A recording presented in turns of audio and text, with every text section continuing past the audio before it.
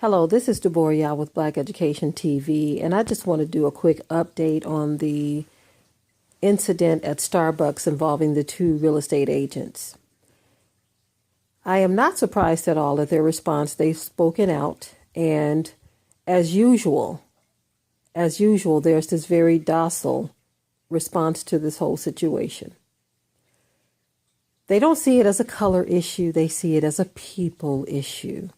Our people always default to that because we don't want to call racism what it is. We want to kind of sound neutral, almost like we're a little bit speaking up for ourselves, but I'm going to remain neutral even though I'm the victim in this. This is the approach that many of our people take. Not all, but many. And in this case, where they had a great opportunity to speak out and say something very loud. The spotlight is on them at this moment, and they have an opportunity to come forward and make their grievances known. You can still remain professional in doing this, but the problem is we're always trying to save face for those who are constantly targeting us. Oh no. I'm not upset about anything. I ain't mad at nothing. I'm just one big happy Negro. Ain't mad at nothing. Now, no one is suggesting that they get mad, angry, and outraged or anything like that. But it's okay to express your grievance about something that has happened to you in which this was a clear case of discrimination. Even the white people at the establishment knew that. And the two gentlemen, they themselves are kind of sort of saying it is, but not saying it. They kind of neutralized the whole thing when they said they see it more of a people problem. This is a people problem. So do you not see it as a racial problem? Do your profession as two professional Black real estate agents have you that blinded to where you don't see that you have been discriminated against because of your race, not because of a people problem? Had you been two Asian men meeting this white man there, do you think they would have been treated that way? The problem is this docile attitude that we've taken on is almost like a castrated dog, because we don't know how to stand up for ourselves. And I do know that you have to pick your battles. This encounter has already played out before the media. Everyone has already saw it. Everyone has already determined that it was a racial incident because it clearly was. And these two men came out with their lives. They weren't killed by the police. They walked away with their lives. And so now that you have the spotlight on you, you don't have to play the docile, castrated role. You don't have to do that. You can still remain professional in how you deliver your message while still getting the message across. There's no need to default to a neutral position when you were the victim in this. I was really disappointed to see these brothers do this. And they even said, oh, there just needs to be a conversation about race. Oh, we won't be seeking any civil lawsuit in this matter. We want to be a part of the process. Come on now. Listen, man. You are not the first people this has happened to. They sound like people who are the first people this has happened to, and they just want to be a part of the healing process. We want to start a conversation about race. What do you mean start a conversation about race? I mean, they didn't say it in those exact words, but wanting to be a part of the process. They want to work together with Starbucks to be a part of the process.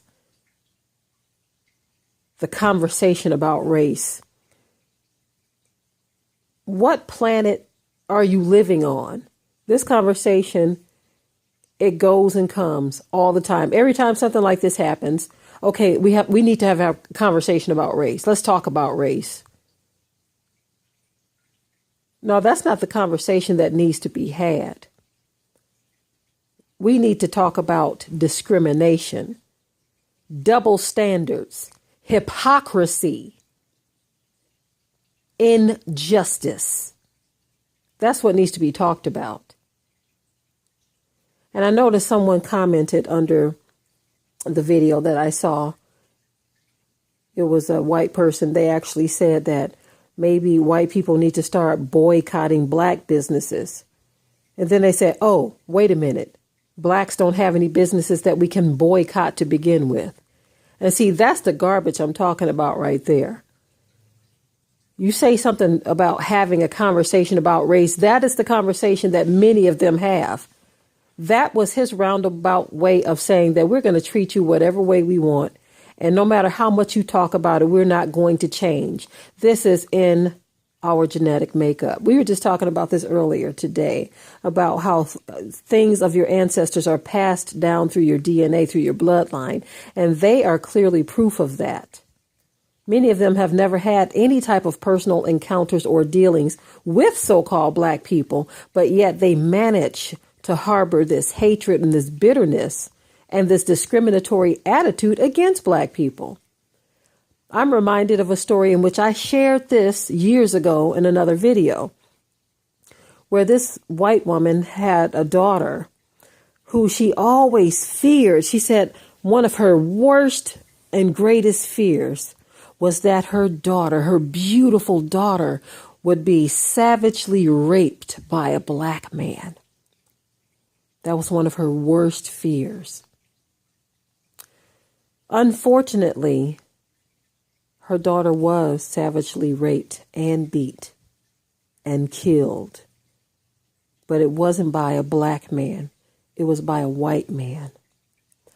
And when she spoke about this, it was on one of those TV shows that was out 20 years ago.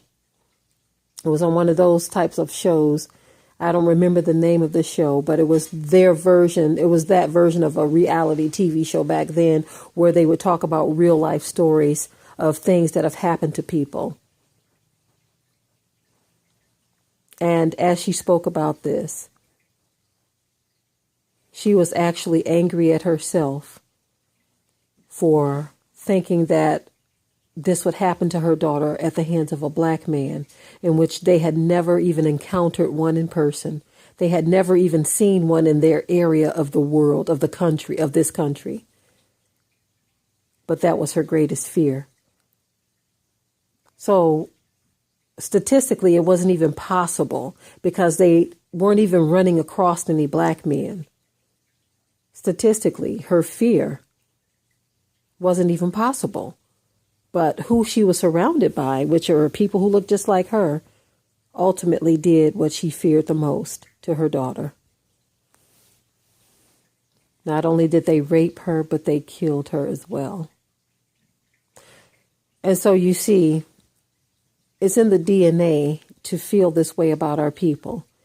And apparently, there must be something that has escaped into our DNA as well, because when we were in our lands, we weren't always like this. This docile attitude that our people have taken, maybe as a part of our punishment for not being able to wake up and see what is really truly happening in this world. For these two men to come to the conclusion, no, we don't want to file a civil lawsuit. No, we don't want to. We just want to be a part of the process. They want to be a part of the process. They want to work with Starbucks. They want to be a part of the process. Yeah. Don't even want to call it what it is. You want to call it a people problem. Docile and castrated black men. This is truly, truly sad. I'm not trying to insult my brothers because I already know that many of our brothers wouldn't respond this way. Many of them would respond the way that they should respond, in which it's okay to have righteous anger. It's okay. There's nothing wrong with having righteous anger. And that will be a valid response. I'm not saying go out of your mind and act like no thug or no criminal. You can be professional and still get a point across that you will not tolerate this type of behavior. So a lot of brothers would respond with righteous anger, righteous indignation. But in the case of these two men, I'm sorry, they acted like two castrated dogs. And I don't mean this as a personal insult. Anyone who knows what a castrated dog acts like, they act as if they have no fight in them.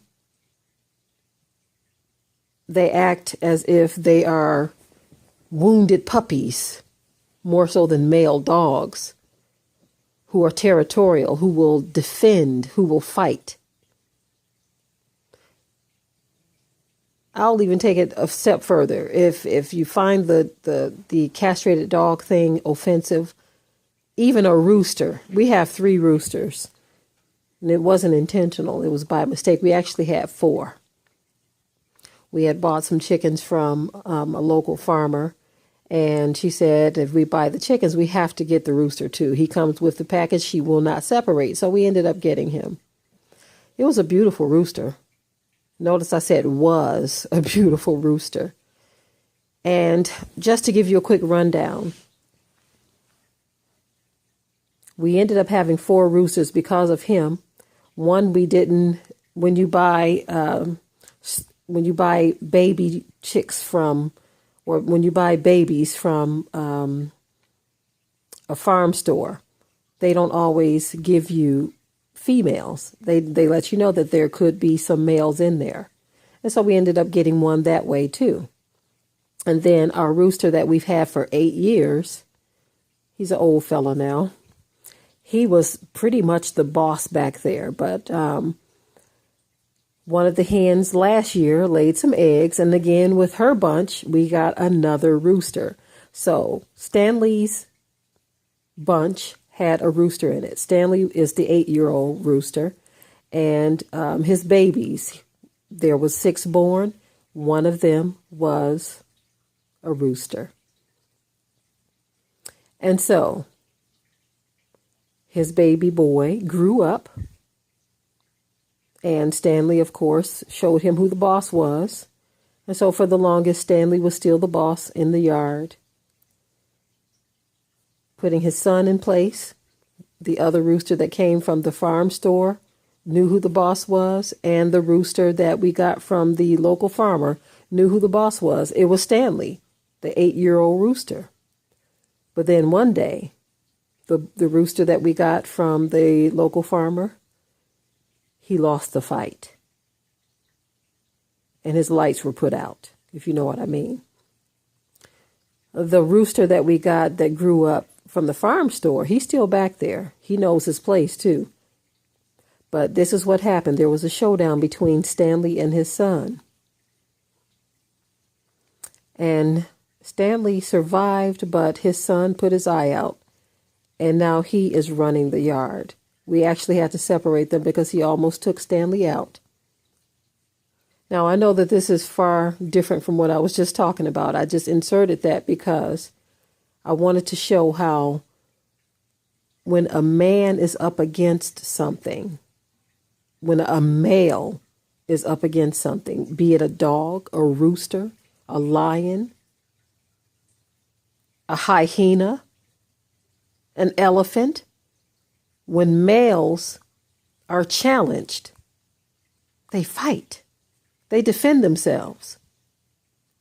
Except in the case where there has been already dominance established, like with the rooster that we got from the farm store.